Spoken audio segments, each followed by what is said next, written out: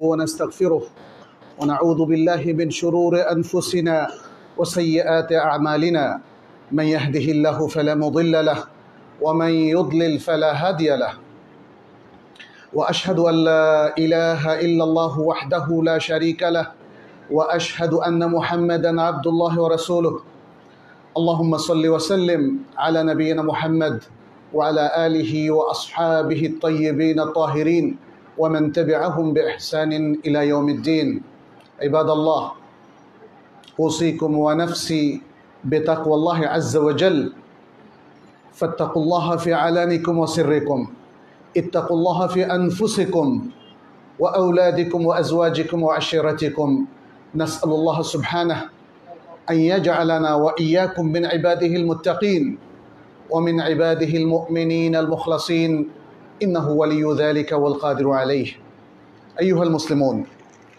আল্লাহ সুবহানাহু ওয়া তাআলা আমাদেরকে যে দিন দিয়েছেন এবং যে দ্বীনি ব্যবস্থা ইসলাম আমাদেরকে বিশ্ব মানবতাকে দিয়েছেন সেই দিনটা হলো দীনুল ইজ্জাহ ওয়া দীনুন নাসর ওয়া দীনুল ফাতহ।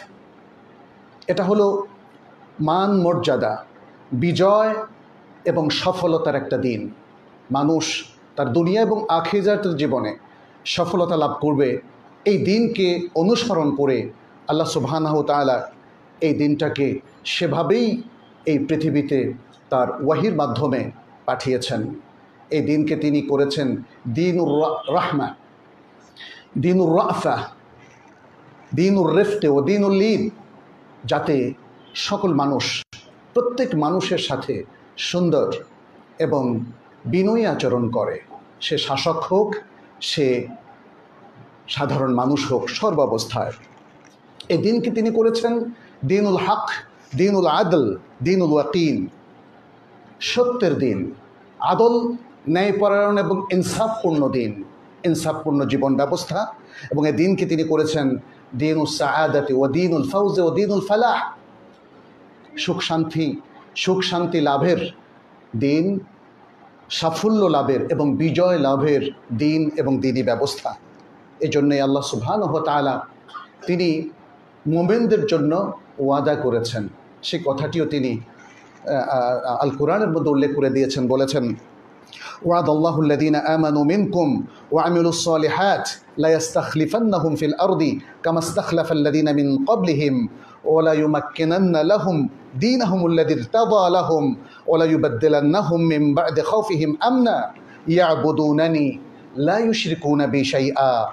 আল্লাহ সুবহানাহু ওয়া তাআলা যারা তোমাদের মধ্য থেকে ঈমান পোষণ করে তাদেরকে প্রতিশ্রুতি দিয়েছেন এবং যারা আমলে সালেহ করে তাদেরকে প্রতিশ্রুতি দিয়েছেন যে অবশ্যই তিনি তাদেরকে জমিনে কর্তৃত্ব দান করবেন, যেমনিভাবে তাদের পূর্ববর্তীদেরকে কর্তৃত্ব দান করেছিলেন। এবং অবশ্যই তিনি তাদের দিনকে শক্তিশালী করবেন, যেই দিনটাকে তিনি মনোনীত করেছেন, এবং তাদের ভয়ভীতি এবং ত্রাসের পরে তাদেরকে নিরাপত্তা দান করবেন। তারা আমার ইবাদত করবে এবং আমার সাথে কাউকে শরীক করবে না। আল্লাহ সুবহানাহু ওয়া তাআলা তিনি আল আজিজ, আল কাহির, আল জব্বার, এই যে তার সিফাতগুলো, এই সিফাতগুলো আমাদের অনেকেই পড়েও না, জানেও না। সেই জন্য আমাদের ঈমান অনেক সময় দুর্বল হয়ে যায়।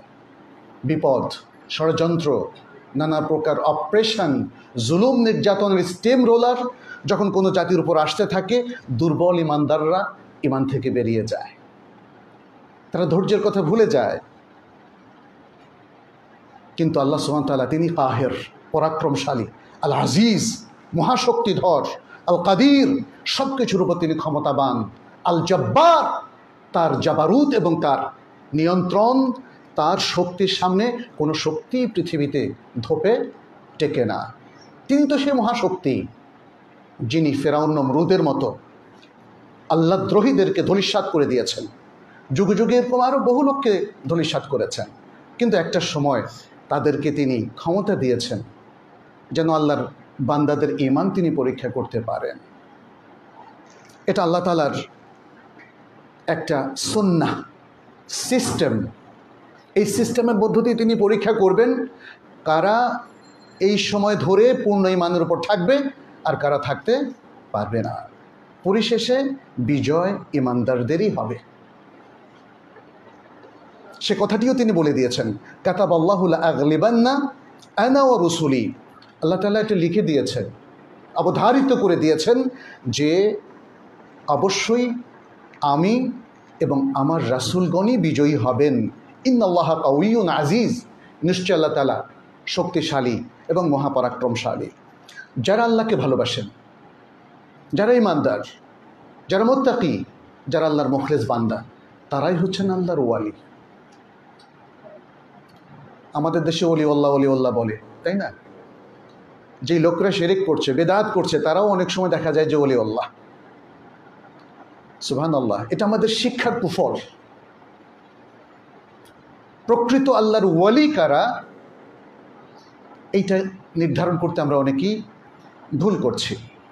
আল্লাহর ওয়ালি তারাই যারা প্রকৃত ঈমানদার, যারা কোরআন সুন্নাহর প্রকৃত অনুসারী, যারা দ্বীনের সঠিক ইলমটাকে ধারণ করেন, লালন করেন এবং আমল করেন, এরা হলেন আল্লাহর ওয়ালি। আল্লাহর এই ওয়ালিদেরকে আল্লাহ তাআলা যুগে যুগে অনেক পরীক্ষার মধ্যে ফেলার পরেও তাদেরকেই বিজয়ের সুসংবাদ তিনি দেন। তিনি বলেছেন, ইয়া আইয়ুহাল্লাযীনা আমানু, ইয়া আইয়ুহাল্লাযীনা আমানু ইন তানসুরুল্লাহা ইয়ানসুরকুম ওয়া ইউসাব্বিত আকদামাকুম। হে ঈমানদার লোকেরা, যদি তোমরা আল্লাহকে সাহায্য করো, আল্লাহ তোমাদেরকে সাহায্য করবেন এবং তোমাদের পাগুলোকে দৃঢ় করবেন। এটা সরে যাবে না। শত্রুর ষড়যন্ত্রে, হত্যাকাণ্ডে, রক্তের হানাহানিতে এরা পিছপা হবে না। আল্লাহ মজবুত করে দিবেন তাদের পাগুলোকে। ওয়াল্লাযীনা কাফারু ফাতা'সাল লাহুম ওয়া আযাল্লা আ'মালাহুম। আর যারা কুফরি করে, মনে রাখবেন কুফরির যারা সহযোগী তারাও এর মধ্যে পড়বে। কাফের এবং পৌত্তলিকদের প্রতি যারা সহানুভূতি ব্যক্ত করে এবং তাদেরকে বন্ধু হিসাবে গ্রহণ করে, আল্লাহকে বাদ দিয়ে তাদের উপর নির্ভরতা স্থাপন করে, এই আয়াত তাদের ব্যাপারেও সব যুগে প্রযোজ্য, শুধু এই যুগে না, সব যুগে প্রযোজ্য। ওয়াল্লাযীনা কাফারু ফাতা'সাল লাহুম। আল্লাহ নিজেই তাদের ধ্বংসের বদদুয়া করছেন, তারা ধ্বংস হোক। যারা কাফের এবং কাফেরদের যারা সহযোগী, যারা পৌত্তলিক এবং পৌত্তলিকদের যারা সহযোগী, ওয়া আযাল্লা আমালাহুম, তাদের আমলকে আল্লাহ তাআলা বিনাশ করে দিবেন, নষ্ট করে দেবেন। আযাল্লা মানে এখানে হচ্ছে নষ্ট করে দেওয়া। তারা যাই কাজ করুক, উন্নয়নমূলক কাজ করুক, যাই করুক, সবটাই ভয়েড, ইনভ্যালিড। এটার কোনো মূল্য নেই। আল্লাহর কাছে যদি মূল্য না থাকে, তাহলে আল্লাহর বান্দাদের কাছে থাকবে? এটা মনে রাখবেন, মনে রাখবেন। যারা কাফের এবং কুফরের সহযোগী, এদের আমলের কোনো মূল্য নেই। অতএব এদেরকে ভ্যালু দেওয়া যাবে না। আল্লাহ সুবহানাহু ওয়া তাআলা তিনি মোমেনদেরকে যে যুগে যুগে পরীক্ষা করবেন, সেটাও কিন্তু কোরআনে বলে দিয়েছেন। আফসোস, আমরা অনেকে হয়তো পড়ি না, ফলে ইমানটা দুর্বল হয়ে যায়। দেখেন আল্লাহ কি বলছেন, আহাসিবান নাসু আন ইউতরাকু আন ইয়াকুলু আমান্না ওয়া হুম লা ইফতানুন। মানুষ কি ধারণা করে যে তাদেরকে ছেড়ে দেওয়া হবে? এ কথা বললে যে আমরা তো ঈমান এনেছি, আমরা ঈমান এনেছি, আল্লাহ আমাদেরকে ছেড়ে দাও। না, ছেড়ে দেওয়া হবে না। আর তাদেরকে কোনো ফিতনায়, ট্রায়ালের মধ্যে ফেলা হবে না। আল্লাহ তাআলা বিনা ট্রায়ালে মুমিনদেরকে পার করে দেবেন এমন কোনো ওয়াদা করেননি, সেটা তিনি এখানে বললেন। ওয়ালাকাদ ফাতান্নাল্লাযীনা মিন ক্বাবলিহিম ফালা ইয়া'লামান্নাল্লাহু আল্লাযীনা সাদাকু ওয়া লা ইয়া'লামান্নাল কাযিবিন। অবশ্যই আমরা তাদের পূর্ববর্তীদেরকে পরীক্ষার মুখোমুখি করেছিলাম, পরীক্ষায় ফেলেছিলাম, ফিতনায় ফেলেছিলাম। অবশ্যই তাদের মধ্যে কারা সত্যবাদী আর কারা মিথ্যাবাদী সেটা আল্লাহ জানবেন।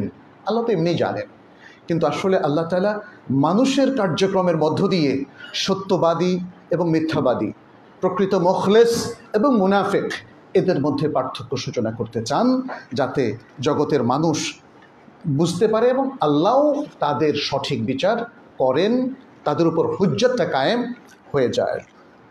আল্লাহ সুবহানাহু ওয়া তাআলা আরও বলেছেন, আম হাসিবতুম আন তাদখুলুল জান্নাতা ওয়ালাম্মা ইয়াতিকুম মাতালুল লাযিনা খালাউ মিন ক্বাবলিকুম, তোমরা কি ধারণা করছো যে তোমরা জান্নাতে প্রবেশ করে ফেলবে, জান্নাতে ঢুকে যেতে পারবে, অথচ তোমাদের কাছে আসেনি সেই সমস্ত লোকদের দৃষ্টান্ত বা সেই সমস্ত লোকদের মতো অবস্থা যারা তোমাদের আগে অতিবাহিত হয়েছে। মাসাতহুমুল বাসা ওয়াদ-দাররা ওয়া যুলজিলু হাত্তা ইয়াকুলার রাসূলু ওয়াল্লাযীনা আমানু মাআহু মাতা নাসরুল্লাহ, তাদের দুঃখ কষ্ট তাদেরকে পেয়ে বসেছিল, তারা প্রকম্পিত হয়েছিল, কঠিন এক জীবনের মধ্যে তারা পড়ে গিয়েছিল। এমনকি রাসূল এবং তার সাথে যারা ঈমান পোষণ করতেন তারা বলেছিলেন আল্লাহর কাছে হাত উঠিয়ে যে মাতা নাসরুল্লাহ, আল্লাহ তোমার সাহায্য কবে আসবে। এটা পৃথিবীর ইতিহাস, আল কোরআন সেই ইতিহাসটা আমাদের সামনে তুলে ধরছে। আলা ইন্না নাসরাল্লাহি করিব, জেনে রাখো নিশ্চয় আল্লাহ সাহায্য নিকটবর্তী, নিশ্চয় আল্লাহ সাহায্য নিকটবর্তী। সুহাইব বিন সিনান রাদিয়াল্লাহু তাআলা আনহুর একটা হাদিস এখানে উল্লেখ করি। তিনি বলছেন, নবী সাল্লাল্লাহু আলাইহি ওয়াসাল্লাম বলেন, আজাবান লিআমরিল মুমিন, মুমিনদের বিষয়টা খুবই বিস্ময়কর। ইন্না আমরাহু কুল্লাহু খায়র, তার প্রত্যেকটা বিষয়ই কল্যাণমুখী, কল্যাণজনক, তার প্রত্যেক অবস্থাই কল্যাণজনক। যালিকা লিআহাদিন ইল্লা লাইসা ওয়ালাইসা যালিকা লিআহাদিন ইল্লা লিল মুমিন, এটা মুমিন ছাড়া আর কোনো মানুষের ক্ষেত্রে প্রযোজ্য না। পৃথিবীর আর সবার সব অবস্থা ভালো না, কিন্তু মুমিনদের সব অবস্থা ভালো। এটা রাসূল সাল্লাল্লাহু আলাইহি ওয়াসাল্লাম ব্যাখ্যা করলেন কি, ইন আসাবাতহু সাররা শাকার, যদি তার বিপদ আসে, অত্যাচারের স্টিম রোলারে সে নিষ্পেষিত হয়, এটা হচ্ছে পরে বলেছেন ইন আসাবাতহু দাররা সাবার। প্রথম হচ্ছে যদি তার ইন আসাবাতহু সাররা, তার খুশির কোনো বিষয় হয়, তার বিজয় অর্জিত হয়, আনন্দমুখর কোনো সংবাদ তার কাছে আসে, তাহলে সে শুকর করে, সে কিন্তু আল্লাহকে ভুলে যায় না, সে আল্লাহমুখী হয়। কারণ আল্লাহই তাকে নেয়ামত দিয়েছেন এবং আল্লাহই তাকে আনন্দ দিয়েছেন, নেয়ামত দিয়েছেন, বারাকা দিয়েছেন, রহমত দিয়েছেন, তৌফিক দিয়েছেন, বিজয় দিয়েছেন। ফাকানা খায়রাল্লাহ, তাহলে এই অবস্থা তার জন্য উত্তম হয়। ওয়াইন আসাবাতহু দাররা, আর যদি তার উপর বিপদ হয়, সবার, সে সবর করে। সে কিন্তু বলে না আল্লাহ তুমি কোথায়, তুমি থাকলে আমার এই অবস্থা কেমনে হয়, আল্লাহ তুমি কথা শুনছো না কেন, এরকম অভিযোগ অভিমান করে না। আমরা জানি বিভিন্ন বিপদে অনেকেই অভিযোগগুলো আল্লাহর কাছে করে থাকেন। দুর্বল চিত্তের মানুষ, তারা ইমানটাকে মজবুত করতে পারে নাই, ইমানের এডুকেশনটা তারা নিতে পারে না, এই জন্য এই ধরনের কথা বলে। যদি আপনারা কেউ কখনো এরকম কথা বলে থাকেন, এখনই তওবা করেন, আর জীবনে কখনো বলবেন না। আপনার নিজের ব্যক্তিগত কোনো বিপদে, সামাজিক কোনো বিপদে, দেশের রাজনৈতিক কোনো বিপর্যয়ে, নানা রকম যতই আপনার উপর অত্যাচারের খড়গ কৃপান যদি নেমেও আসে, তবু আল্লাহকে দোষারোপ করবেন না। এটা পরীক্ষা, আর এই পরীক্ষায় উত্তীর্ণ হলে আপনার জন্য মহা পুরস্কার। সে কথাটি রাসূল সাল্লাল্লাহু আলাইহি ওয়াসাল্লাম বললেন, যদি তার কঠিন কোনো অবস্থা হয় সে সবর করে, ফাকানা খায়রাল্লাহ, এটাও তার জন্য উত্তম। তাহলে মুমিনের সকল অবস্থায় সে আল্লাহ থেকে বিচ্ছিন্ন হয় না, সে ঈমান থেকে বিচ্ছিন্ন হয় না, সে আল্লাহর প্রতি কোনো আঙ্গুল তোলে না, আল্লাহর প্রতি কোনো অভিযোগ তার থাকে না। যদি কেউ করে থাকেন তওবা করে ফেলেন, আর কখনোই এ কথাগুলো বলা যাবে না। কারণ ইন্না মাআল উসরি ইউসরা, প্রত্যেক কঠিনের পরে আছে সহজ। এটা আল্লাহর সুন্নাহ, সুন্নাতুল্লাহ ফিল আরদ, system of Allah in this world. অতএব আপনি এটাকে ভাবতেই হবে। আমি কয়েক বছর আগে বিভিন্ন সময় মক্কা মদিনায় দেখলাম বেশ কিছু মানুষের কান্না, এবং তারা আমাকে বলল যে আমরা অনেক অত্যাচারিত, নিষ্পেষিত, আল্লাহ কেন শুনছেন না আমাদের কথা। আমি একবার হজে গেলাম, প্লেন থেকে নামার পরেই বেশ কিছু মানুষ আমার কাছে এসে বলল, হয়তো দেশে তাদের কোনো নির্যাতনের ঘটনা ঘটেছে বা তারা অপ্রেসড হয়েছে, এরকম। মানে প্রশ্নটা কিন্তু সেটা না, বললো যে আল্লাহ কেন আমাদের কথা শোনেন না। আমি বললাম, ভাই এই প্রশ্নটা উজ্জ্ব করেন, এই প্রশ্নটা উজ্জ্ব করেন। আল্লাহর প্রতি কোনো অভিযোগ দায়ের করা যাবে না। ফাআলুল লিমা ইউরিদ। আর তিনি তো কোরআনে অসংখ্যবার বলেছেন তিনি আমাকে আপনাকে পরীক্ষা করবেন, তাই না? আল্লাহ তো সূরা আল বাকারায় বলেছেন, তিনি বলছেন আমরা অবশ্যই তোমাদেরকে পরীক্ষা করব, জান দিয়ে, মাল দিয়ে, ক্ষুধা দিয়ে, হ্যাঁ, খাদ্যদ্রব্যের স্বল্পতা দিয়ে, বলেছেন না? তাহলে আপনার আমার দরকার হচ্ছে সবর করা। ব্যাস। আপনি যদি বলেন যে আমি এখন কি করব জানি না, আমাকে বলেন, নাসিহা করেন, আমি বলবো সবর করেন, আমল করেন, সবর করেন। আর যখন যে অবস্থায় যা পারেন আল্লাহর নির্দেশ, রাসূল সাল্লাল্লাহু আলাইহি ওয়াসাল্লামের সুন্নাহ মেনে চলে, ব্যাস, তাই না? এটাই তো আমাদের বিধান। অপেক্ষা করতে থাকেন কখন আল্লাহর পক্ষ থেকে বিজয় হয়। আল কোরআন এবং আস সুন্নাহর সকল দলিল আপনারা যদি ঘেঁটে দেখেন তাহলে একটা মহান সত্য আমাদের সামনে ফুটে ওঠে। আমাদের অনেক ওলামায়ে কেরাম এই কথাগুলো উল্লেখ করেছেন, ইন্নাল্লাহা ইউমহিল লা ইউহমিল, ইন্নাল্লাহা ইউমহিল লা ইউহমিল। আল্লাহ ছাড় দেন, ছেড়ে দেন না। আল্লাহ ছাড় দেন, ছেড়ে দেন না। ওয়ায়ামুদ্দুহুম ফি তুগয়ানিহিম ইয়ামাহুন। কোরআন সুন্নাহ বিরোধী যে কোনো শক্তি, সে হোক কুফরি শক্তি, হোক তলিকদের শক্তি, অথবা মুসলিমদের মধ্যে ঘাপটি মেরে থাকা অপশক্তি, আল্লাহ তাআলা এগুলোকে দূরীভূত করবেনই। কিন্তু আল্লাহ তাআলা তাদেরকে কিছু সময় দেন। ওয়ায়ামুদ্দুহুম ফি তুগয়ানিহিম, তাদের সীমা লঙ্ঘনের মধ্যে আল্লাহ তাআলা কিছু কাল তাদেরকে ছেড়ে দিয়ে রাখেন। ওয়ায়ামুদ্দুহুম ফি তুগয়ানিহিম ইয়ামাহুন। কিন্তু পরিশেষে ফেরাউনের কি দশা হয়েছিল, হামানের কি দশা হয়েছিল, কারুনের কি দশা হয়েছিল, তাই না? এভাবে পৃথিবীর ইতিহাসের সবারই একই দশা। এবং সেই কথাটা আল কোরআনের সূরা ইব্রাহিমের মধ্যে আল্লাহ তাআলা এত সুন্দর করে বললেন, আমি সেটা একটু আপনাদের সামনে তুলে ধরতে চাই। আল্লাহ সুবহানাহু ওয়া তাআলা বলছেন, ওয়ালা তাহসাবান্নাল্লাহা গাফিলান আম্মা ইয়ামালুয যালিমুন। জালিমরা যা করছে সেই ব্যাপারে তোমরা আল্লাহকে গাফিল মনে করো না। আল্লাহ দেখছেন প্রত্যেক ব্যক্তির আমল, তার আমল নামায় আল্লাহ লিখছেন। অনেকের আমল নামা আজকে আমাদের সামনে প্রকাশিত হচ্ছে, বিগত কিছু কালেও প্রকাশিত হয়েছে। কিন্তু মনে রাখবেন, আমল নামা আমি আর আপনি কি সংরক্ষণ করি? কে করেন? আল্লাহ করেন, আল্লাহ করেন। কিন্তু কিছু আমল নামা চলে আসে, কিছু দুর্নীতির ফেরেশতি চলে আসে। আল্লাহ সুবহানাহু ওয়া তাআলা বলছেন, ইন্নামা ইউআখিরুহুম লিয়াউমিন তাশখাসু ফিহিল আবসার। আল্লাহ তাদেরকে অবকাশ দিয়ে রেখেছেন সেদিন পর্যন্ত যেদিন মানুষের দৃষ্টিগুলো নষ্ট হয়ে যাবে। সেই দিনের ভয়াবহতায়, আলোতে এবং নানা কারণে তারা আর চোখে দেখতে পাবে না।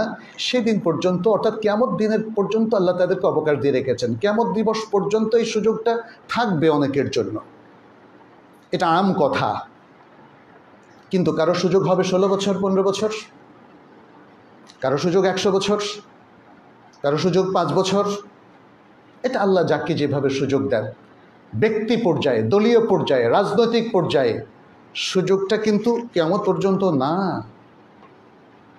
এটা মনে হয় ভুলে যায় মানুষ। কেউ কেউ ভেবেছে না কিয়ামত পর্যন্ত। আল্লাহর এই আয়াত দিয়ে হয়তো দলিল, এই যে আল্লাহ কিয়ামতের কথা বলেছেন, অতএব আমার পতন এখন হবে না। কিন্তু আল্লাহ এখানে আম কথা বলেছেন। কিন্তু পৃথিবীর ইতিহাস প্রমাণ করে পতন যে কোনো সময় চলে আসতে পারে। ভয়াবহ যে কোনো এক নায়ক, যে কোনো দুর্নীতিগ্রস্ত, ক্ষমতাশীল, দাম্ভিক মানুষের পতন যে কোনো সময়। আসলে পৃথিবীতে এই দাম্ভিক মানুষরাই সবচেয়ে বেশি পতনমুখ। সে ব্যাপারে আল্লাহ তাআলা এই আয়াতগুলোর মধ্যে বলেছেন, মুহতাঈনা মুকনিঈ রুউসিহিম লা ইয়ারতাদ্দু ইলাইহিম তারফুহুম। তারা মাথা ঝুঁকিয়ে দৌড়তে থাকে, নিজেদের দিকে তাকাদর ফুরসত তাদের হয় না, হবে না। ও আফইদাতুম হাওয়া, আর তাদের হৃদয় থাকবে শূন্য। এটা আখিরাতের কথা বলছেন। ওই দিনে তাদের কি হবে? তারা মাথা নিচু করে দৌড়তে থাকবে, নিজেদের দিকে তাকাদর কোনো সুযোগ তাদের হবে না, আর অন্তর তাদের শূন্য।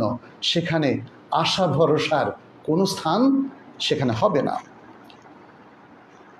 এরপর আল্লাহ তাআলা বলছেন নবী সাল্লাল্লাহু আলাইহি সাল্লামকে, ওয়ানদিরিন নাসা ইয়াউমা ইয়াতিহিমুল আযাব, আর মানুষকে সতর্ক করো যেদিন তাদের কাছে আযাব চলে আসবে, সেই দিনের ব্যাপারে তাদেরকে সতর্ক করো। ফায়াকুলুল্লাযীনা যালামু, তখন যারা জালিম ছিল, এই পৃথিবীতে জুলুমের রাজত্ব যারা কায়েম করেছিল, তারা বলবে রব্বানা আখিরনা ইলা আজালিন করিব, হে আমাদের রব, আমাদেরকে আর কিছুকাল একটু অবকাশ দেন। তখন অল্প কয়েক মিনিট দেওয়া হবে, মানে এটা দুনিয়ার হাইসিয়াতে বলছে। আর আখিরাতের হাইসিয়াতে এক সেকেন্ডও কি দেওয়া হবে? দেওয়া হবে না। রব্বানা আখিরনা ইলা আজালিন করিব, এই কনটেক্সটটা কিন্তু আখিরাতের, এটা দুনিয়ার কনটেক্সট না। কিন্তু দুনিয়ার কনটেক্সটও আমরা দেখছি, যখন বিপদ চলে আসে তখনও আর সময় পায় না, তখনও মানে পরিস্থিতিটা এতটাই মানুষের হাতের বাইরে চলে যায়, তার আর পালানোর সুযোগ থাকে না। কি বললেন, কেন অবকাশ দিতে হবে? বললেন নুজিব দাওয়াতাকা, যে আমরা আপনার দাওয়াতে সাড়া দিব, আপনার দাওয়াতটা আগে তো দুনিয়াতে কবুল করি না, এখন কবুল করব।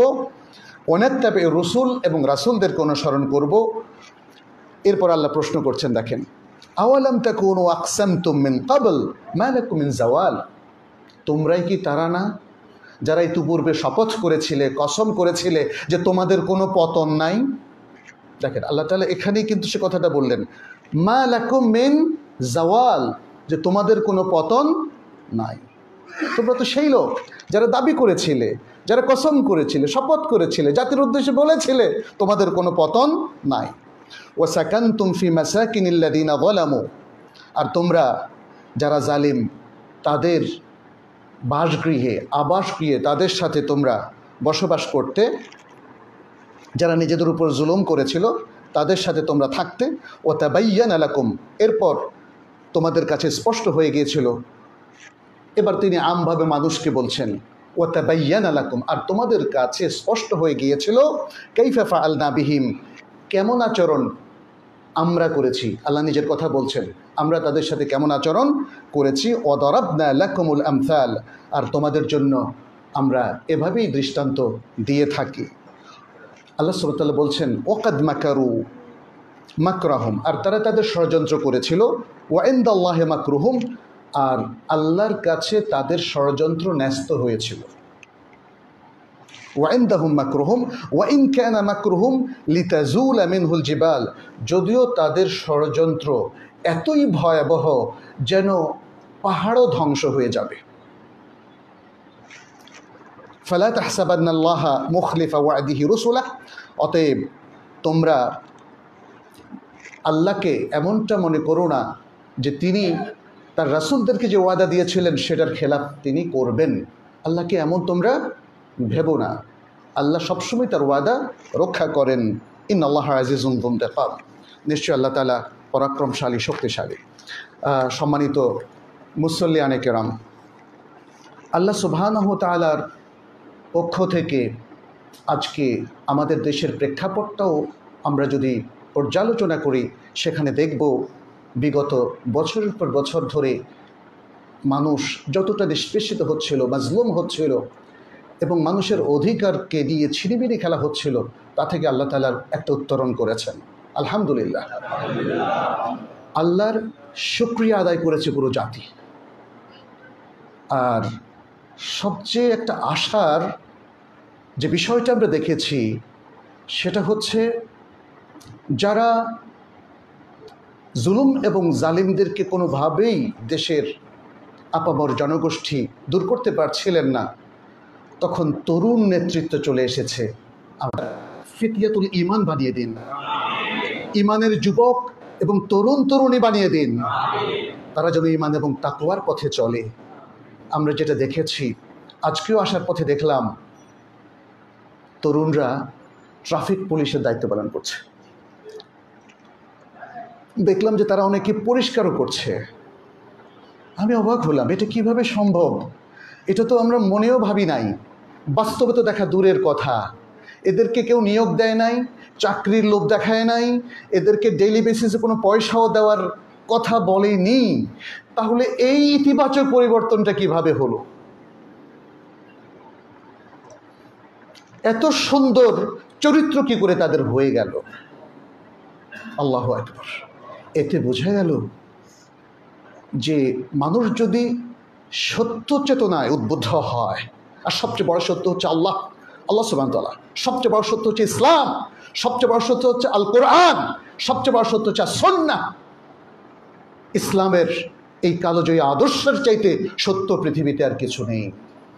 যদি মানুষ তাতে উদ্বুদ্ধ হয় তাহলে সমাজটা পাল্টে যাবে।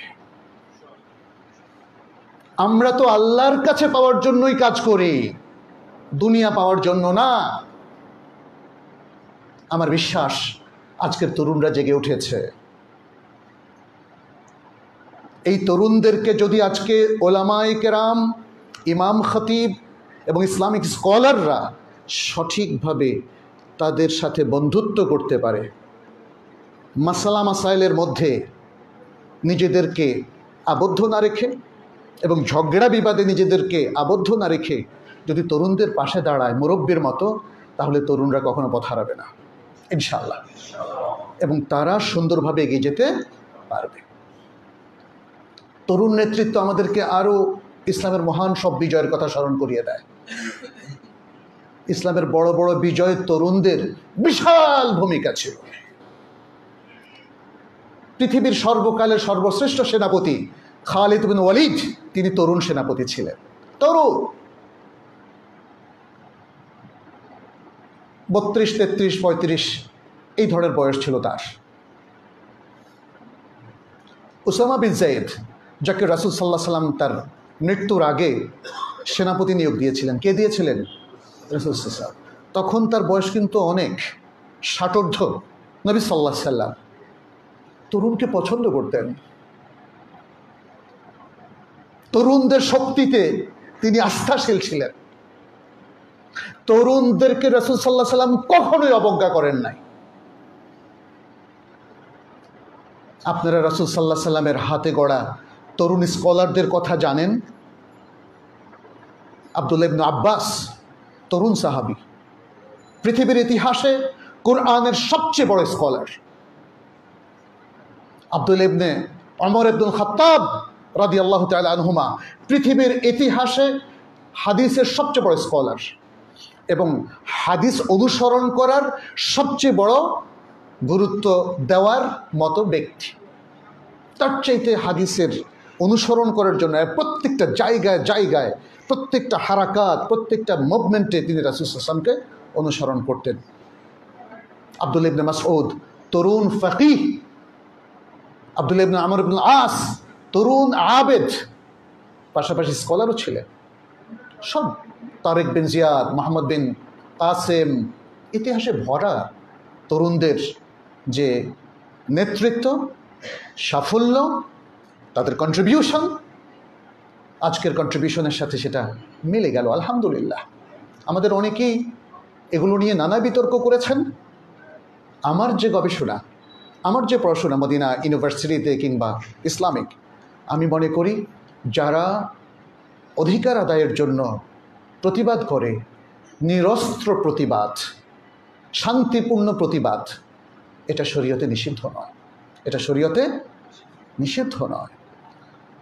আর যদি অধিকারটা যারা দেওয়ার কথা ছিল ঠিক মতো দিত, তাহলে তো কোনো প্রয়োজনই ছিল না। ছিল কি? তরুণদেরকে তাচ্ছিল্য করবেন না। তাচ্ছিল্যের কি ফলাফল দেখেছেন তো? রাসূল সাল্লাল্লাহু আলাইহি সাল্লাম এর পুরো বায়োগ্রাফি দেখেন, তিনি কোনো দিন কোনো একটা বৈঠকেও কোনো তরুণকে তাচ্ছিল্য করেননি, তুই তোকারি করেও কথা বলেননি, আজে বাজে কোনো কথা বলেননি। তো মানুষ তো, তার সাহাবারা তো তার সামনে হয়তো কিছু ত্রুটি তো করতে পারেন, কিন্তু না, তিনি সব কিছুকে সুন্দরভাবে সামলে নিয়েছেন। The best manager in the world, রাসূল সাল্লাল্লাহু আলাইহি ওয়াসাল্লাম। বেস্ট লিডার যখন বলেন, তাহলে বুঝতে হবে ম্যানেজার হিসাবেও তিনি 1 নাম্বার। সব কিছুকে চমৎকারভাবে ম্যানেজ করেছেন। যাই হোক, তারুণ্য নিয়ামত। আমি তরুণদেরকে বলবো, 1 দিন, 2 সপ্তাহ, 3 সপ্তাহ সাফল্য এটাই মূল নয়। সাফল্যকে ধরে রাখতে হলে, মুসলিম তরুণদেরকে বলছি, সাফল্যকে ধরে রাখতে হলে ঈমানকে ঠিক রাখতে হবে। সাফল্যকে ধরে রাখতে হলে তাকওয়ার পথে চলতে হবে। কোরআন সুন্নাহকে তার মূল কনস্টিটিউশনে পরিণত করতে হবে। কোরআন সুন্নাহর বাইরে যাওয়া যাবে না। আজকে তরুণদের যারা নেতৃত্ব দিয়েছে, একটা জিনিস আমার চোখে পড়েছে, আগে আরও 20 বছর আগে তরুণদের কারো দাঁড়িয়ে ছিল না দেখতাম, এবার দেখি সবারই দাঁড়িয়ে আছে। শোনেন, দাঁড়িয়ে রাখাটা আমাদের মতে ফরজ, কেউ কেউ সুন্নাত বলেছেন, ঠিক আছে, এটার চাইতে বড় ইসলামের মৌলিক ফরজ কাজ আছে, কিন্তু দাড়িটা ইসলামের সিম্বল, এটা ইসলামের শেয়ার, প্রতীক। যে কোনো মুসলিম যদি দিনদার হতে চায় দাড়ি তাকে রাখতেই হবে, দাড়ি তাকে রাখতেই হবে। আজকের এই তরুণদের প্রতি আমার ভালোবাসা আরও বেড়ে গিয়েছে যখন দেখলাম এরা প্রায় সবাই দাড়ি রেখেছে। আলহামদুলিল্লাহ, আলহামদুলিল্লাহ। তাদের অনেকেই আপনারা জানেন অন্যায়ভাবে তাদেরকে হত্যা করা হয়েছে, এটা অন্যায়। নিরস্ত্র মানুষকে গুলি করে হত্যা করা এটা অন্যায়, এটা অন্যায়। অধিকার আদায় করতে গিয়ে যদি কাউকে এভাবে অন্যায়ভাবে হত্যা করা হয়, সহিহ মুসলিমের হাদিস বলছে সে শহীদ, যদি তার ঈমান থাকে, যদি তার ঈমান থাকে। মান কুতিলা দুনা নাফসিহি ফাহুয়া শাহীদ ওয়া মান কুতিলা দুনা মালিহি ফাহুয়া শাহীদ। আর যে তার সম্পদ, সম্পদও তার অধিকার। সম্পদ কি আসলে?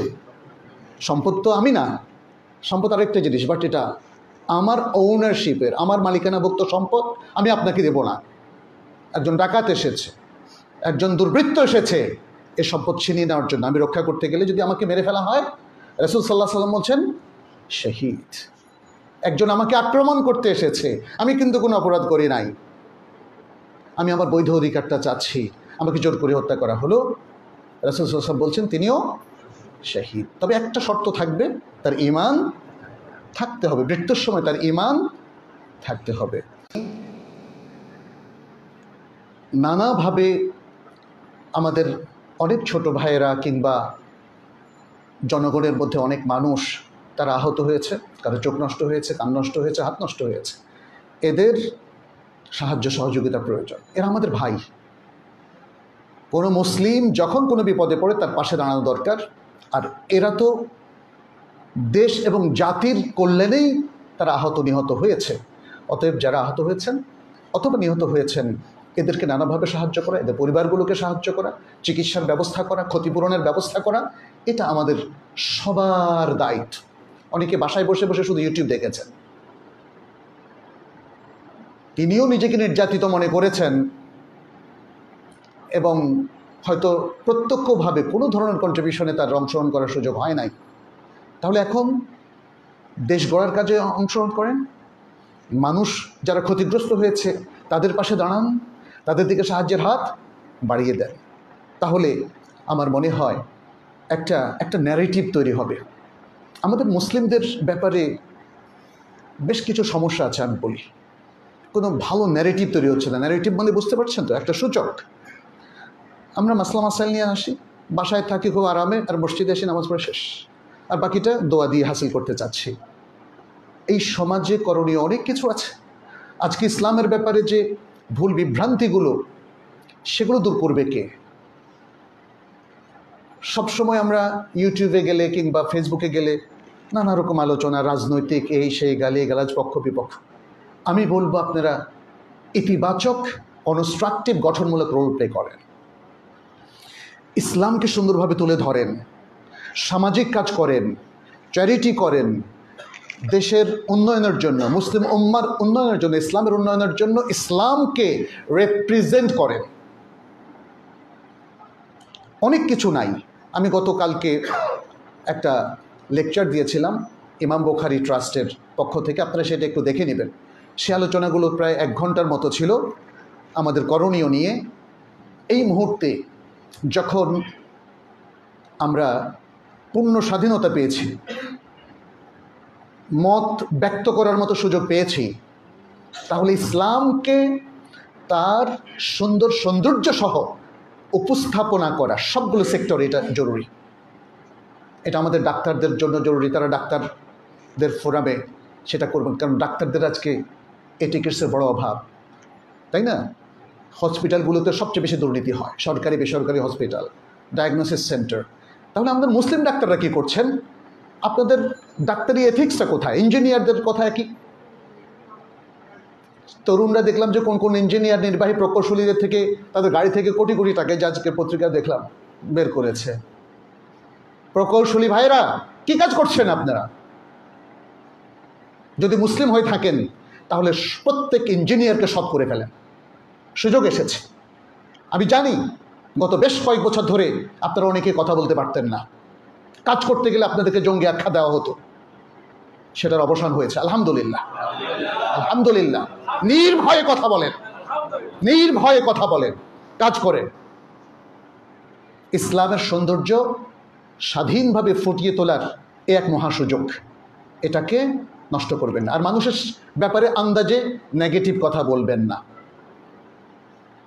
নেগেটিভ কথা বলা বন্ধ করেন, পজিটিভ কথা বলেন। যারা এখন দায়িত্বপ্রাপ্ত হয়েছেন তাদের কাছে দাওয়াত নিয়ে যান। প্রত্যেকের দোষ খুঁজে খুঁজে তাকে বিতর্কিত করার অপচেষ্টা করবেন না। পরিপূরক হয়ে কাজ না করলে সমাজে আপনার সাফল্য আপনি ধরে রাখতে পারবেন না।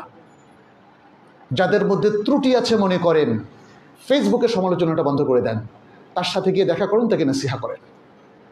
আমি আলেম ওলামাদেরকে পরামর্শ দেব, যারা আজকে দায়িত্বপ্রাপ্ত হয়েছেন অন্তর্বর্তীকালীন সরকারে, আমার বিশ্বাস যে এরা সবার সাথেই রিলেশন রাখবেন, এরা সবার কথা শুনবেন, এরা দিনদারদেরকেও সুযোগ দেবেন ইনশাআল্লাহ। যাতে দেন, আমরা সে আহ্বান জানাচ্ছি। আমাদের সরকারে এখন যারা আছেন রক্ষা করার, পরিপালন করার সুযোগটা করে দেন। আমাদের কোনো মুসলিম ভাই বোনেরা আমার জানামতে যারা পর্দা করেন, যারা দাড়ি রাখেন, পর্দা দাড়ি কখনো এদেরকে বিপথে ঠেলে দেয় না। অতএব পর্দার স্বাধীনতা, মেয়েদের ক্ষেত্রে যে অধিকার ইসলাম দিয়েছে, এটা শুধু অধিকার না, এটা ফরজ। অতএব সেইটা পালনের সুযোগ করে দিন। যদি বিভিন্ন হোটেলে ফ্যাশন শো হতে পারে, তাহলে তার চাইতে কি হাজার গুণ উত্তম নয় যে মেয়েরা তাদের শরীর ঢেকে রাখবে? তাহলে আমরা ফ্যাশন শোকে যদি অ্যালাউ করি, আমি অনেক দেশের কথা বলছি, তাহলে হিজাব কী করে ত্রুটিপূর্ণ হতে পারে? এই বিষয়গুলো ব্যাপারে আমি বলবো যে মানুষ যে রিলিজিয়াস রাইটস এবং তার যে মোরাল রাইটস, তার যে জীবনের জন্য যে যে অধিকারগুলো, এগুলো সব যেন সংরক্ষণ করা হয় এবং মানুষের মেধার জন্য লালন করা হয়, বৈষম্য যেন দূর করা হয় এবং সকল প্রকারের যে ডিসক্রিমিনেশন আছে, মানুষের মধ্যে যে ভেদাভেদ হানাহানি আছে, এগুলো যেন দূর করা হয়, আমরা সে পরামর্শ দিচ্ছি।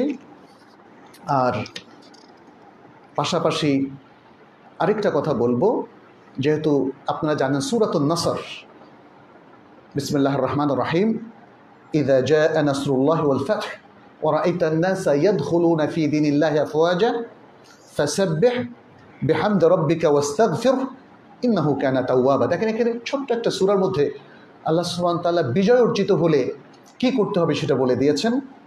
এখানে বলা হচ্ছে ফাসাব্বিহ, তোমার রবের প্রশংসা করো, তোমার রবের প্রশংসা করো। আমাদের দেশ মুসলিম জনসংখ্যাগরিষ্ঠ দেশ। আমি বিনীতভাবে অনুরোধ করব, আল্লাহর প্রশংসা করতে কেউ ভুলে যাবেন না। আমাদের সরকারে যারা আছেন তাদেরকেও বলবো, আল্লাহর প্রশংসা করতে ভুলে যাবেন না। আপনারা অনেকেই এই বিজয়কে দ্বিতীয় স্বাধীনতা বলে উল্লেখ করেছেন। যদি তাই হয়, আল্লাহকে ভুলে যাবেন না, আল্লাহর দেয়া কর্তব্যকে ভুলে যাবেন না।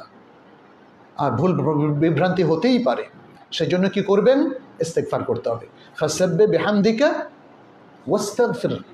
নবী সাল্লাল্লাহু আলাইহি সাল্লাম তো কোনো ভুল করেন নাই, তারপরেও আল্লাহ তাআলা তাকে বলছেন প্রশংসা করো, তাসবিহ পাঠ করো আর ইস্তেগফার করো। আসলে এই সিস্টেমটাই মানুষকে সৎ করে রাখবে। আমরা জাতির সকল মানুষ তাদের প্রতি তাকিয়ে আছি, তারা দেশটাকে সুন্দরভাবে চালাবেন। আর এটা যেহেতু সংখ্যাগরিষ্ঠ মুসলিম দেশ, ইসলামের সকল অধিকার তারা সংরক্ষণ করবেন। মুসলিমদেরকে বুক ফিলিয়ে দিন চর্চার সুযোগ তারা দেবেন এবং ইসলামের নানা গবেষণা প্রতিষ্ঠান গড়ে উঠবে সিরার গবেষণা কেন্দ্র, কোরআন গবেষণা কেন্দ্র, সুন্নাহর গবেষণা কেন্দ্র, আল কোরআন ভিত্তিক ইউনিভার্সিটি এদেশে হবে, আমরা সে আশা পোষণ করি। এবং আপনাদেরকেও বলবো, অনেক কাজ আছে, এই কাজগুলোর প্রতি মনোনিবেশ করুন, পজিটিভলি কাজ করুন, নেগেটিভ জিনিসগুলোকে একপাশে সরিয়ে রাখুন, তবে সতর্ক থাকতে হবে। মনে রাখবেন, মুসলিমদের কোনো বিজয়ে অমুসলিমরা বা ইসলাম বিরোধী যারা, তারা কোনোদিন সন্তুষ্ট থাকে না। তারা তাদের ষড়যন্ত্রের হাত কোনোদিন গুটিয়ে নেবে না, সেটা চলতেই থাকবে। অতএব আমাদেরকে সতর্ক থাকতে হবে, আমাদেরকে সতর্ক থাকতে হবে। শুধু পজিটিভ দায়িত্ব পালনই যথেষ্ট নয়, পাশাপাশি সতর্ক থেকে সে সমস্ত ষড়যন্ত্র যেন কার্যকর হতে না পারে, সেই বিষয়টা মনে রাখতে হবে। আল্লাহ আমাদের সবাইকে তৌফিক দান করুন। আল্লাহ আমাদের উপর রহমত এবং বারাকা নাজিল করুন। আমাদেরকে তিনি যে নিয়ামত দিয়েছেন, সেই নিয়ামতটাকে কাজে লাগানোর তৌফিক আমাদেরকে দান করুন। আকুলু কাউলি হাযা ওয়া আস্তাগফিরুল্লাহ লি ওয়া লাকুম ওয়া লিসাইরিল মুসলিমিন ফাস্তাগফিরুহু ইন্নাহু হুয়াল গফুরুর রহিম।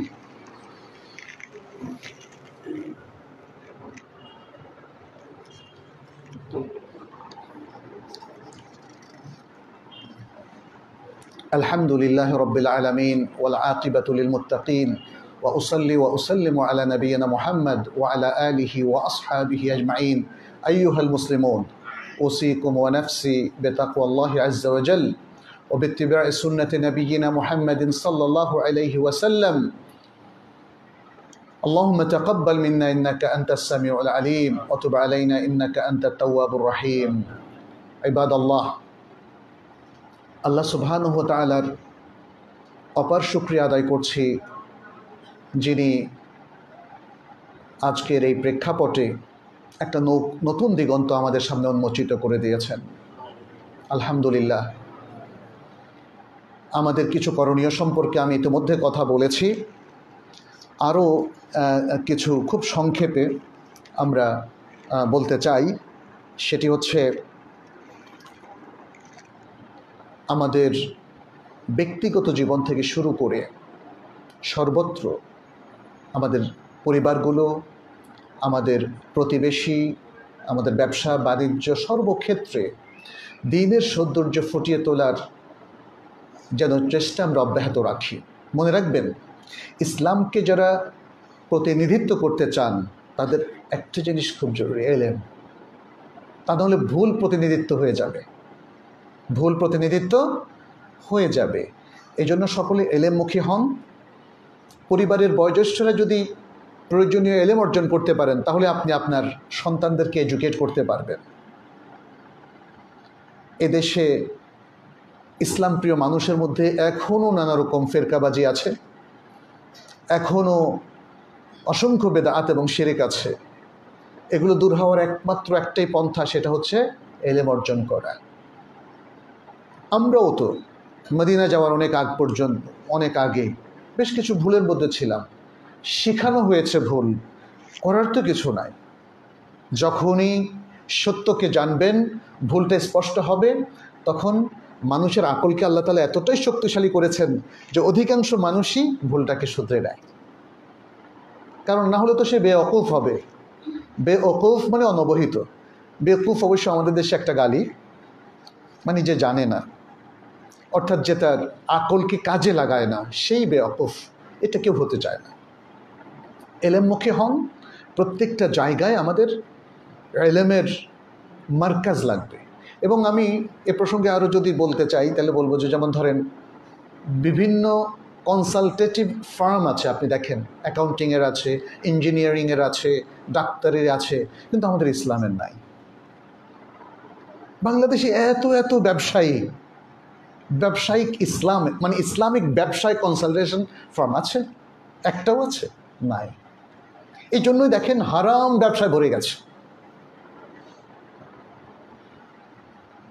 সেন্টার ফর মেডিকেল এথিক্স ধরেন, এই টাইপের কোনো কিছু কি আছে? নাই।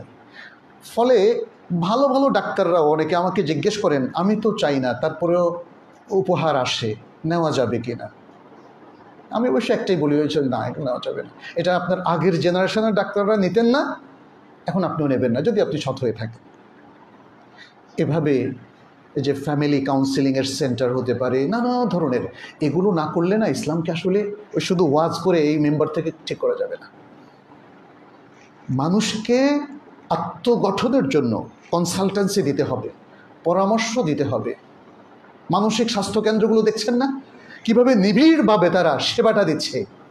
এরকম ইসলামিক সেবাটা দিতে হবে, এরকম ইসলামিক সেবাটা দিতে হবে। তাহলেই দেখবেন যে পুরো দৃশ্যপট পাল্টে যায়।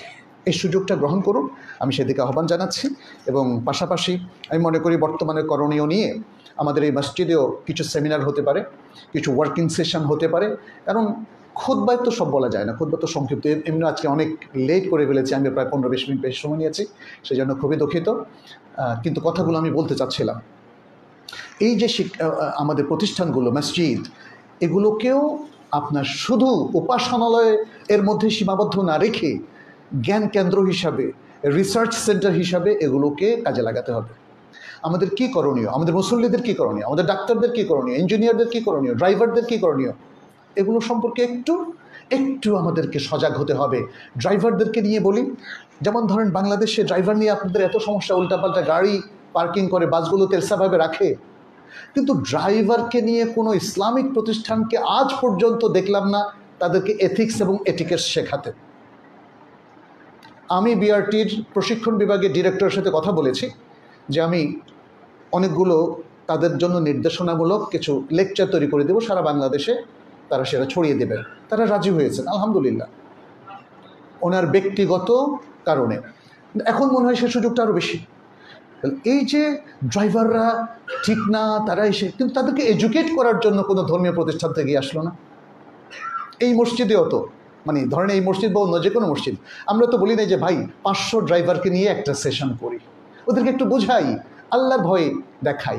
আপনারা কি জানেন কি না, ট্রাফিক লাইটের রেড লাইটটা ক্রস করা, এটা সৌদি আরবের ওলামা কেরাম হারাম বলেছেন।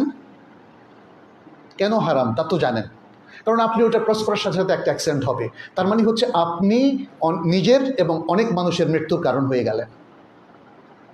তাহলে ড্রাইভিং পেশার মধ্যেও হালাল হারাম আছে, এটা তাদেরকে জানালে তাদের মাইন্ডসেটটা হতো। এটা জাস্ট একটা উদাহরণ দিলাম। যাই হোক, আল্লাহ তাআলা আমাদেরকে তৌফিক দান করুন, আমাদেরকে ক্ষমা করুন এবং আমাদেরকে আরও মজিদ তৌফিক দান করুন, যেন অনেক ভালো ভালো কাজ আমরা করতে পারি। আল্লাহর কাছে আমরা সেই তৌফিক কামনা করছি। আমাদের যে সকল ভাইয়েরা অধিকার আদায়ের জন্যে, জাতির কল্যাণের জন্যে আল্লাহ তাদেরকে নিয়ে গিয়েছেন, আল্লাহ যেন তাদের শাহাদাত কবুল করেন, আল্লাহ যেন তাদেরকে জান্নাতুল ফেরদাউস দান করেন। যারা আহত হয়েছেন আল্লাহ যেন তাদেরকে অতি দ্রুত সুস্থ করে দেন এবং আমাদের সবাইকে একদহ এক প্রাণ হয়ে কাজ করার তৌফিক দান করেন।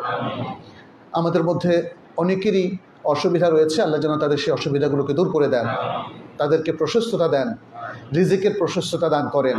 যারা অসুস্থ আছেন আল্লাহ যেন তাদেরকে সুস্থতা দান করেন, তাদেরকে সুস্থ করে দেন।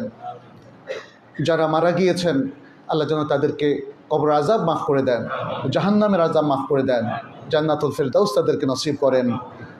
আল্লাহ যেন আমাদের সকল কাজে বারাকা দেন, আল্লাহ যেন আমাদের ঈমান, আমল, ইখলাস এবং ইলমের মধ্যে বারাকা দেন। হাদা ওয়া সাল্লু ওয়া সাল্লিমু আলা নবিয়িনা মুহাম্মদ ফাকাদ ক্বালা আল্লাহু সুবহানাহু ইন্নাল্লাহা ওয়া মালাইকাতাহু